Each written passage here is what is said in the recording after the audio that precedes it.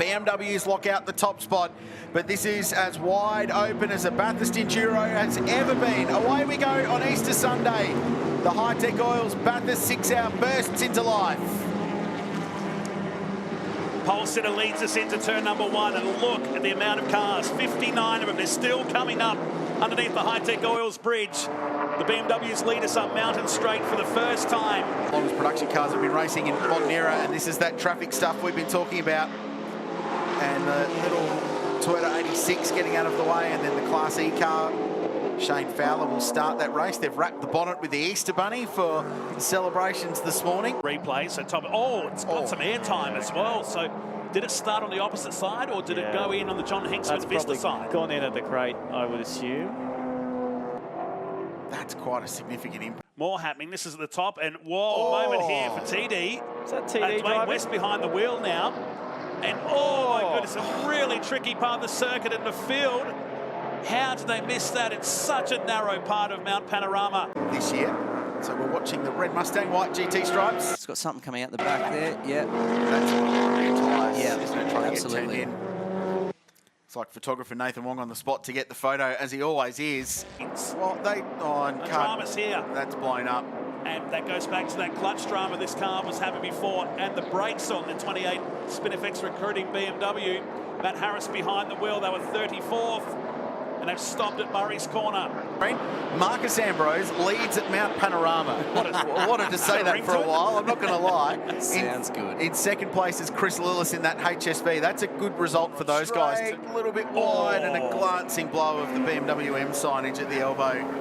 You could tell he was under pressure knowing some faster cars were coming behind. He's obviously gone very deep, washed wide, clouded the wall, and oh no.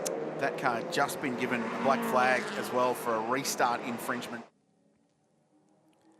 Oh, gee. Oh, well, he kept the boot in, didn't he?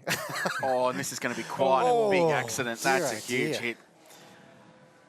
That's a very big hit on the hard concrete wall, and it's not generally a place cars end up, so there's no tyre protection alongside it. So the Ford Ranger V6 recovery unit is quickly at the scene. And that's normally a bad sign, and then cars are sliding off behind him here. So definitely there must be something on the track. Looks like it is coming out of the exhaust system there too, so it could be terminal for the engine. Yeah, these guys have had a solid day so far. Car 42 in the B2, which is high performance, normally aspirated class. The SSV Commodore, not that modified from what the road cars are, and they've generally been a very reliable product in this race, but unfortunately it's come off. Now, that's also caught out several other cars. One of them was the Class C leader in the Camilleri Nicholas Mazda 3 MPS. While all that was going on, this is Aaron Russell up the inside of Adam Burgess at turn 1. So this is for position number 3. Check this out. Conrod Straight. Watch car 21. White BMW. There he is. Oh, what grass? What are you talking about? Kidding me. It's like an extra few horsepower on that grass today. That is awesome. Feels about this with one of his own cars as it steps out and almost grazes the wall at the exit of the Worth cutting. The temperature is certainly rising, Stubbsy.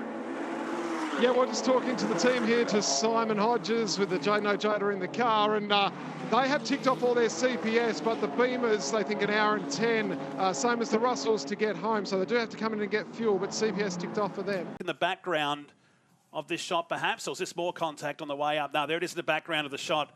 It's similar to what the dude did here years ago. Yeah. And Taz Douglas and several other drivers. Well, and he came back to win. I'm not sure if that's going to happen again this time. Keith Bensley is behind the wheel. Oh, did he get some help? You bet he did. And he's a passenger. Oh, this is going to be hard. Oh, that's a 2 or 3 deep tyre barrier. For the final step on the podium, Randall's going to try and get into this as well. Anton Di Pasquale will never say die. We know that. What about this battle? Brake discs glowing, sun setting. And the final step on the podium, well and truly alive. Anton on the outside, can he hold on? Has he got enough to go side by side on the run up to turn 2? They're trading paint. They rolled the dice early on strategy and it's paid off.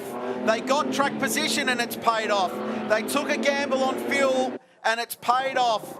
And Jaden Ojeda, after passing people on the grass down Conrod, is going to deliver an incredible victory For car 21, it's a huge win in the High-Tech Oils Bathurst 6 Hour. Jaden Ojeda and Simon Hodges have won an incredible race. The Juice has done it here in 2023 at the High-Tech Oils Bathurst 6 Hour. He's raced through Formula Fords, open wheelers here in Australia, in F4 and then into supercars. He's had wildcard rides, Walkinshaw. Nice work, buddy. But that is the biggest drive of his career. That is enormous, anchored by some bold passes, scything his way through lap traffic. And that moment down Conrod Straight where they were 15 wide and he kept his boot in it going down Conrod with two wheels. That's what won him the race. You got to say, I mean, that's where he got